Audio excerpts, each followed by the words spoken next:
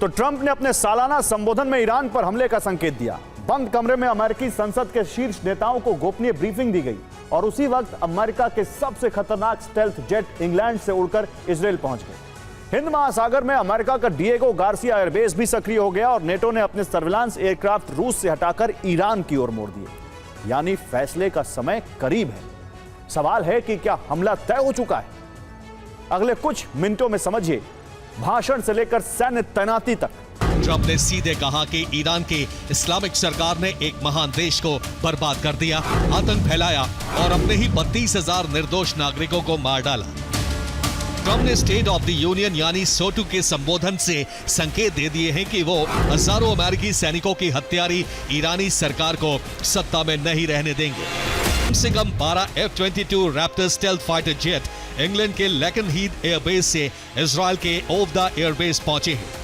RAF लेकनहीथ airbase England के Suffolk county में है और लंदन से सिर्फ 110 किलोमीटर दूर है। पहली बार ब्रिटेन के लेकनहीथ एयरबेस पर इतनी बड़ी तादाद में F-22 Raptor stealth fighter jet पहुंचाए गए और यह भी पहली बार है जब अमेरिका ने इजराइल की धरती पर जेट किसी सैन्य अभ्यास के लिए नहीं बल्कि वास्तविक युद्ध के लिए तैनात किए हैं। मिडनाइट हैमर में अमेरिका ने 7 B-2 bombers, 14 GBU-57 bunker buster bomb, 125 fighter jets और टोमाहॉक मिसाइलों का इस्तेमाल किया था, लेकिन F-22 रैप्टर का इस्तेमाल अमेरिका ने उस वक्त भी नहीं किया था। अब हिंद महासागर में अमेरिका के डिएगो गार्सिया एयरबेस की सबसे नई सैटेलाइट तस्वीर देखिए। यहां बड़े युद्ध की तैयारी के संकेत मिल रहे हैं। सैटेलाइट तस्वीर में सबसे पहले देखिए मुख्य रनवे। इसे लंबी दूरी के स्ट्रैटेजिक बॉम्बर और टैंकर संचालन के लिए नए सिरे से तैयार किया गया है। इसके समानांतर टैक्सी वे दिखाई दे रहा है। इसमें अलग अलग हिस्सों में सैन्य विमानों की तैनाती है और पीछे ऑपरेशन सपोर्ट जोन मौजूद है। यह बेस अब मिशन रेडी है। यहां 5 लेयर की युद्ध संरचना बनाई गई है। पहली लेयर P-8A पोसाइडन, समुद्र में हर गतिविधि पर निगरानी रखने वाला टोही विमान।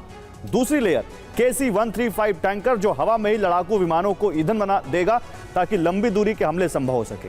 तीसरी लेयर C-130 हरक्यूलिस यानी हथियार, सैनिक और सप्लाई पहुंचाने वाला लॉजिस्टिक सपोर्ट। चौथी लेयर अज्ञात विमान, जिसे विशेष निगरानी या मिशन कंट्रोल प्लेटफॉर्म माना जा रहा है। और पांचवी लेयर बड़े ईंधन टैंक, जो संकेत देते हैं कि ऑपरेशन छोटा नहीं बल्कि लंबी अवधि का हो सकता है। यानी सर्विलांस है, रिफ्यूलिंग का इंतजाम है और लॉजिस्टिक्स सपोर्ट मौजूद है, यानी ऑपरेशन होने वाला है। अब सैटेलाइट तस्वीर में ही एक और सैन्य संकेत देखिए। यह विमान एयरक्राफ्ट डिस्पर्सल लेआउट में दिखे, यानी विमान एक लाइन में खड़े नहीं है बल्कि दूर दूर तैनात किए गए। ऐसा इसलिए किया जाता है ताकि किसी मिसाइल या हवाई हमले की स्थिति में सभी विमान एक साथ तबाह न हो।